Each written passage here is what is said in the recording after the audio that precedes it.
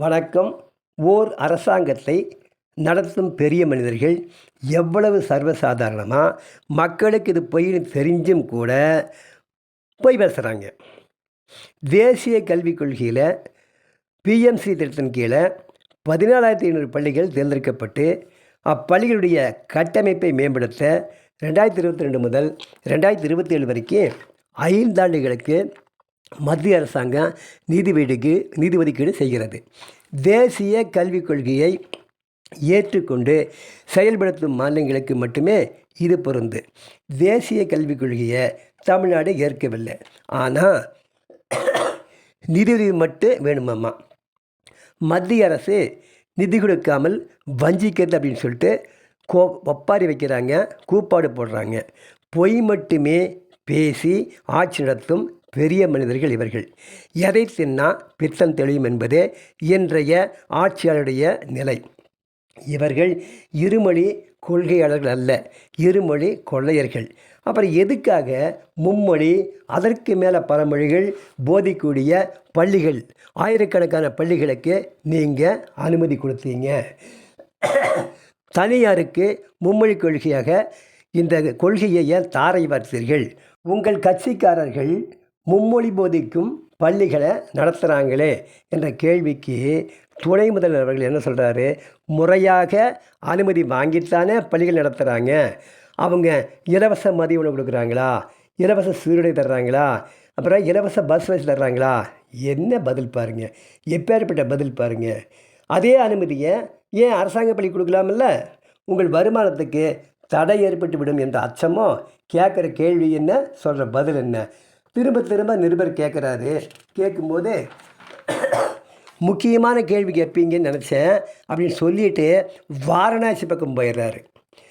இவங்க பதில் சொல்கிறதுக்கு திராணி இல்லை, இந்த கேள்வியை சந்திக்கக்கூடிய திராணி இல்லை. மும்மொழி முக்கியம் இல்லைன்னு சொல்லி நீங்கள் சொல்கிறீங்க. அப்படின்னா எதுக்காக ஆர்ப்பாட்டம் செய்கிறீங்க? அது இந்தி எதிர்த்து. இந்திங்கிற பிரச்சனைங்கிற வள்ளி 3ஆம் மொழியில் இந்திய மொழிகளில் எதை வேண்டுமானாலும் கற்கலாங்கிற நிலைதானே. அப்புறம் இந்தியை மட்டும் ஏன் எதிர்த்துக்கீங்க?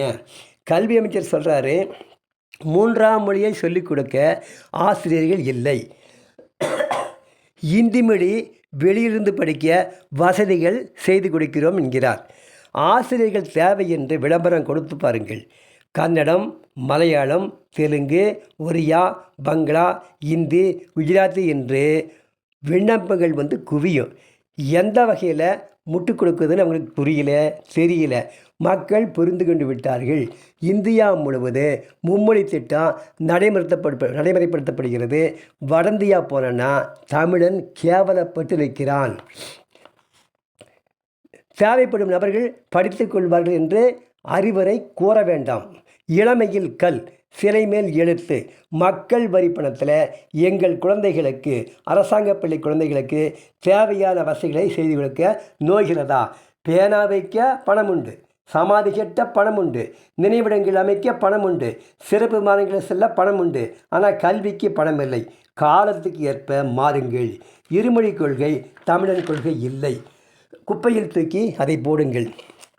தேசிய கல்விக் கொள்கையை ஏற்றுக்கொண்டால் நவோதய பள்ளிகள் வரும். பிஎம்ஸ்ரீ திட்டத்தின் கீழே உட்கட்டமைப்பு வசதி, அப்புறம் ஆசிரியர் நியமனமெல்லாம் தாமாக அமையும். பொய்யும் புரட்டும் பேசி தெரியாதீர்கள். நீங்கள் கொடுக்கும் முட்டுகள் எல்லாம் வெகு நாள் தாங்காது. ரப்பர் இழுக்கும் வரை வராது, ஒரு நிலையில் பீந்து போகும். நீட்டில் மானம் கெட்டீர்கள். இதில் மானம் கெடும் முன் கௌரவமாக நிலைமையை உணர்ந்து மக்கள் பக்கம் வாருங்கள். மக்களுக்காக ஆட்சி நடத்துங்கள். மும்மொழி திட்டத்தை ஏற்றுக்கொள்ளுங்கள். நன்றி.